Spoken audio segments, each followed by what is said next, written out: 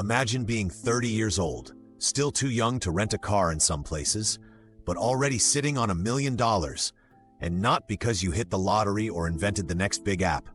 That was Warren Buffett. Yep, the guy who loves Coca-Cola more than most people love their pets hit his first million before most of us figure out how taxes even work.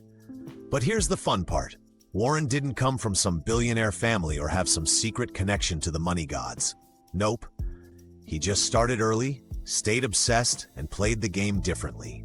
Let's rewind the clock and walk through exactly how Buffett, the king of calm investing, hit his first million by age 30. Meet Michael. Michael's 30, works hard, and just found out Buffett made his first million at the same age. Now he's thinking, what did I miss? Was I supposed to buy a gold mine in my teens? Not exactly, Michael. Warren's story starts with something much simpler, a newspaper route.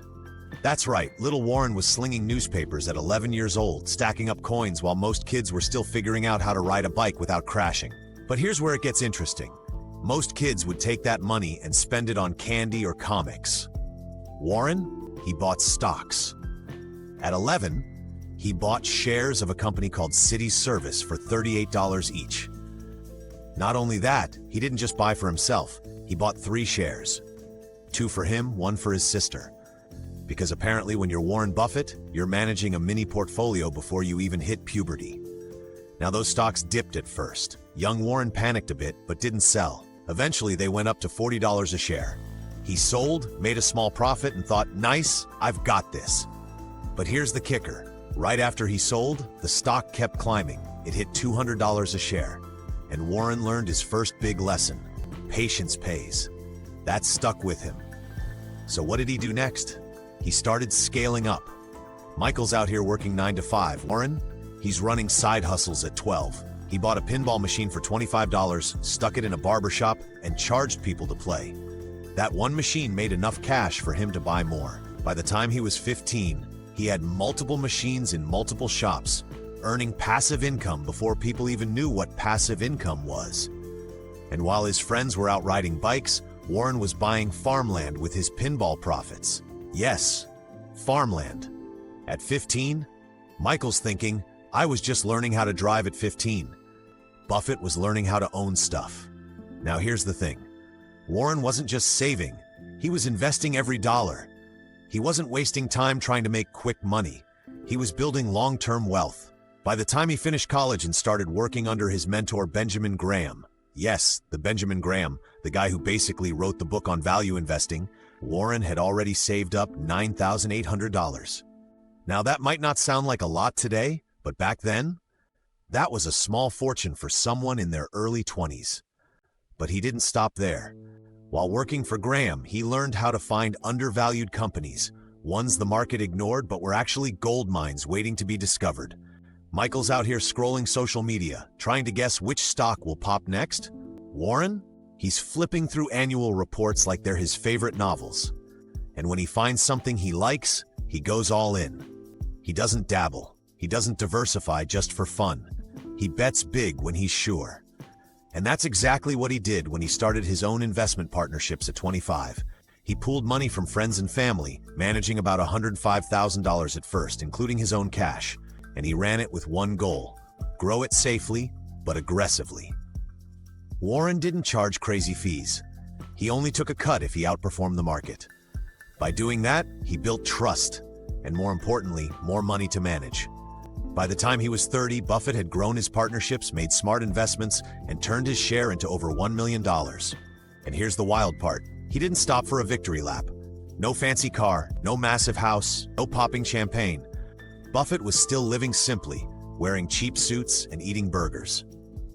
Because for him, that first million, it wasn't the finish line. It was just the starting block. Now let's zoom in on how he did it, step by step.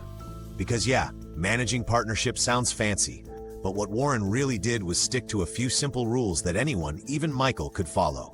First, he only invested in what he understood. No tech startups, no trendy industries. If Warren didn't get how the company made money, he walked away.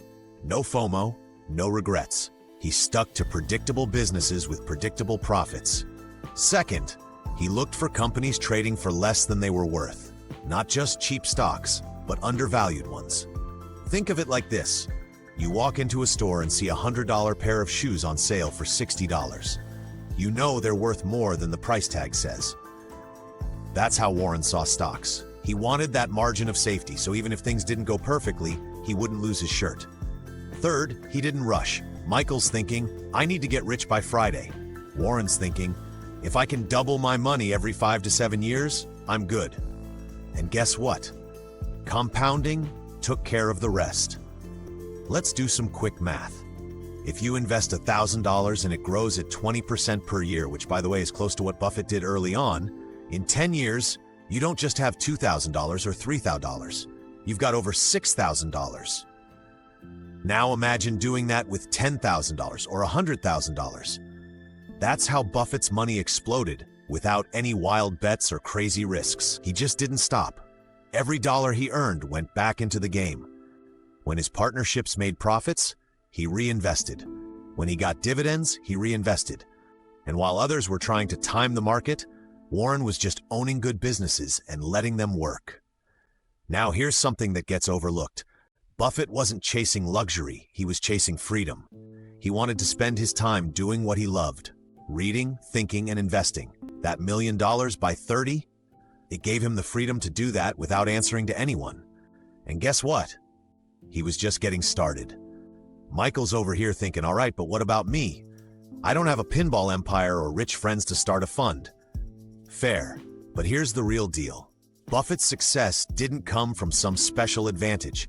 It came from doing ordinary things with extraordinary discipline. He started early, he stayed consistent, and he didn't blow up his progress chasing shiny objects. Let's talk about Sarah now. Sarah's 28, trying to save, invest, and figure this whole money thing out. She's not trying to be Warren Buffett, but she wants to hit her first $100,000. So she takes a page from Buffett's book. She stops looking for get-rich-quick plays.